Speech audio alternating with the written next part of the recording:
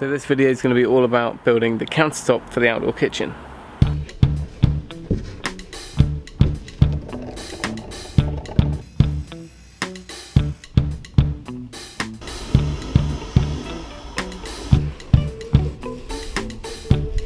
So welcome back to the outdoor kitchen project. This is kind of the end of the construction part of the base. So we're going to be pouring this countertop. Basically the countertops that I normally have come across in the UK sort of outdoor kitchens tend to be just flagstones or concrete slabs or that sort of thing, or even having granite cut. Whereas going this method seems really popular in the States, but less so over here. But I've kind of gathered what information I can from watching others online and reading up a bit, and we're going to pour an in situ concrete countertop, and that's the plan. Yep.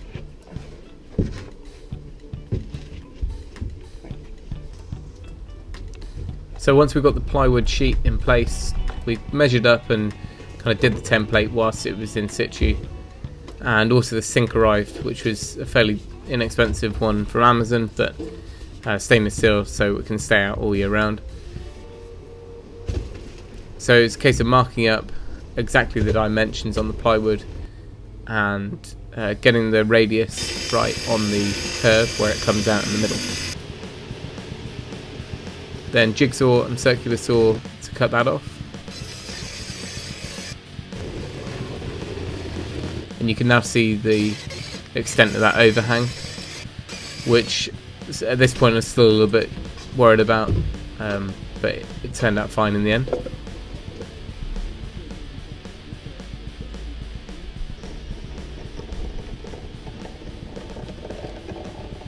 So due to the fact that the oven is so big, it's pretty much a metre deep, but then I'm going to have a stone arch at the front of it to tie in with the one below.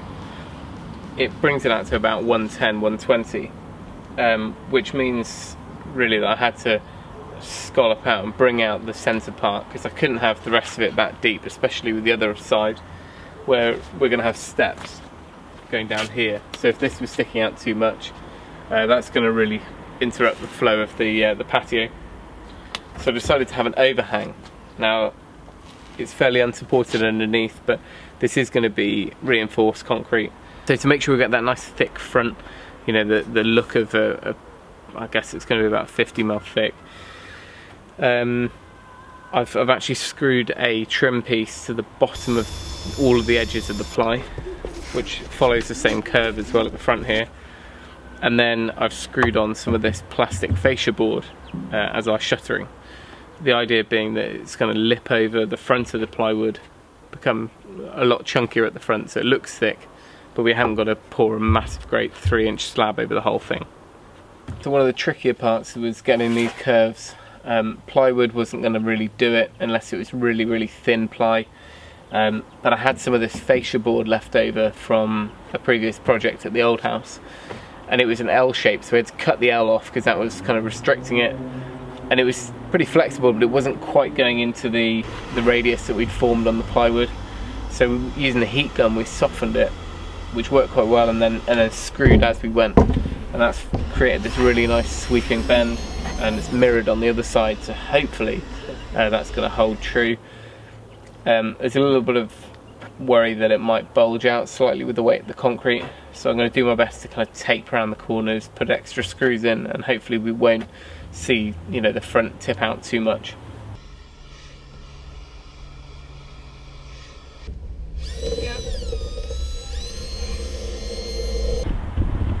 The sink also arrived, so we kind of used some offcuts of the rest of the fascia to do that. This is an inset sink anyway, so all of this is just a rough hole for it to slot into.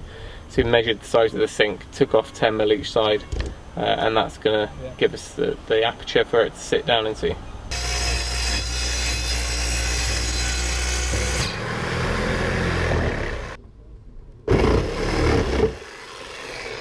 Here's a look at, this is the main plywood base that's sitting on all the brickwork, and we'll level that out and set a bed of mortar.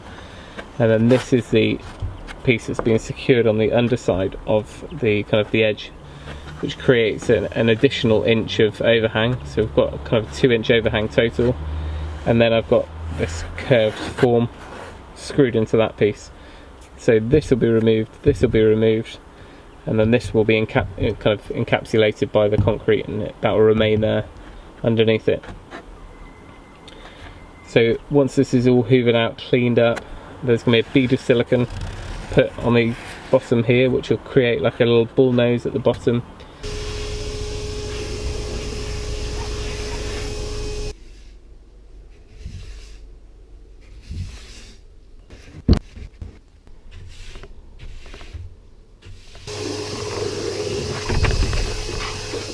So like I said, the next job is to silicone around all of the corners.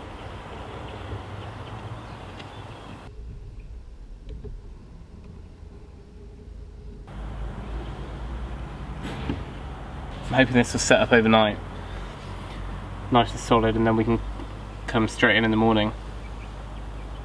And I'm going to take off the whole mould first, the whole kind of form, and then just put a thin layer of mortar over all the top of the brickwork, so that when we sit it on, we can just kind of tap it, and it's going to be nicely seated and evenly distributed. So that's all the silicone in now. I don't think it's going to show up too much because it's on the underside, but I have kind of had to rough it in with my finger, but it's just going to be enough to take the edge off. And I've also done that right on the corners where we've got a right angle. You know, these ones are fine, but where we've got a right angle, I've put quite a thick bead up there to try and give that a bit of a radius as well. So one last thing I need to consider is, you know, rainwater. This can be exposed to the elements, so rain's going to fall on, it's going to follow the curve round. So I'm just doing a test here to see if I can actually just run a circular bead. The plan being that that would just sit as it is there, go off overnight. When the concrete's poured on that, this will hold its shape, and then afterwards, supposedly, the concrete won't stick to this, so I can just pull it out afterwards. That should leave a nice little drip.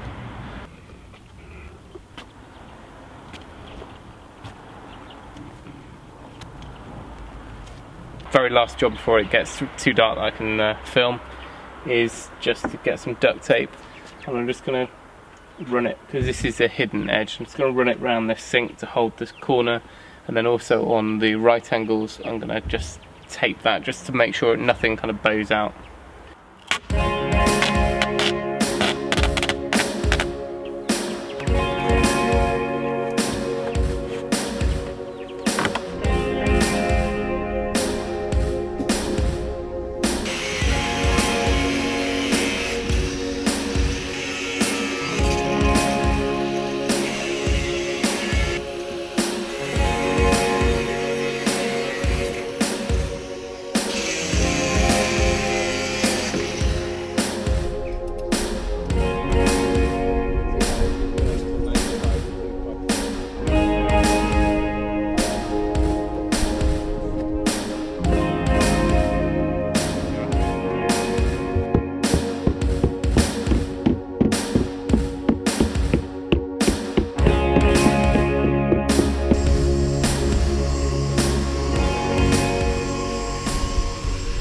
The form's back in place.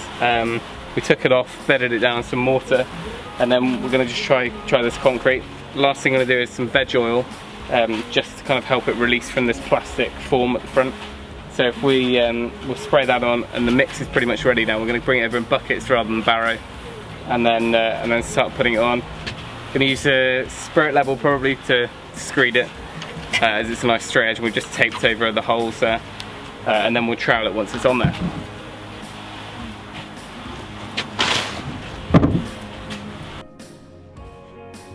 So this is the point where the concrete goes in, and there are just endless different ideas on how to do this. I used quite well, not a dry mix, but a stiff mix, because I really wanted a strong concrete at the end. If I used a wet slurry type mix, you know, it would pour in and float easier, but we'd end up with a much weaker concrete. So I did what I'd read was suggested and kind of worked it in with fingertips into all the detail areas, and then started to kind of build up the main bulk of it.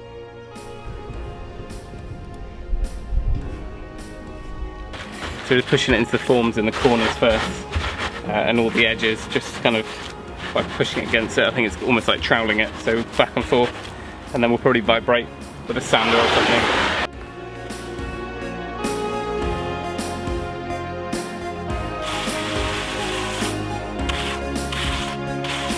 Club.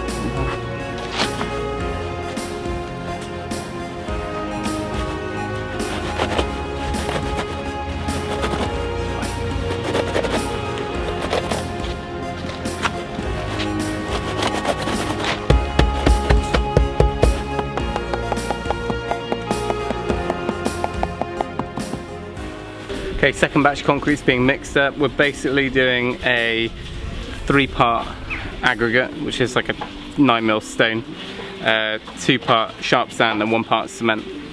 Hopefully that's going to be strong enough. What I've also done is the offcuts of the rebar, just kind of pulling them along the edge here, especially on the overhang, just kind of add a little bit extra there, so we've got no weak spots.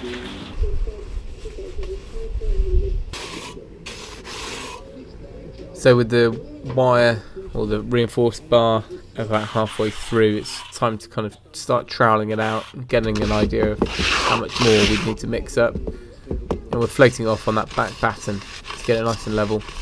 And I'm using this edging trowel, and this worked a lot better in my head than in practice. I really wanted a nice soft bull nose on the top there, but I used quite an angular gravel in here, and it didn't really glide past it. So what I ended up doing is taking off the form literally a couple of hours after pouring it. Everything had gone off nice and solid, but I could give a bit more attention to the smoothness of those edges before it went off and got really hard.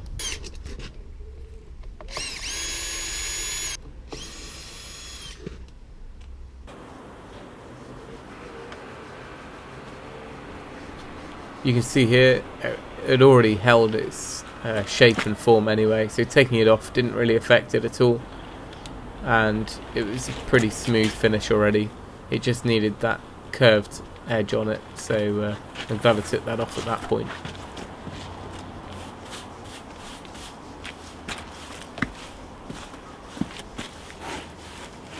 So we've got a smooth enough surface on the visible parts, or as smooth as we can achieve. Because Dad's only here for the day today, I need to do the heavy lifting today, so it's not ideal, but we're going to lift on the base. This will carry on curing anyway, so we'll lift on the base today as well, and that's kind of the heaviest part of the pizza oven, and we might be able to get the back on as well, and then I can do things like the fire bricks inside and the front parts and all the insulation after that. But hopefully within a few minutes we're going to get a feel for how this thing's going to look.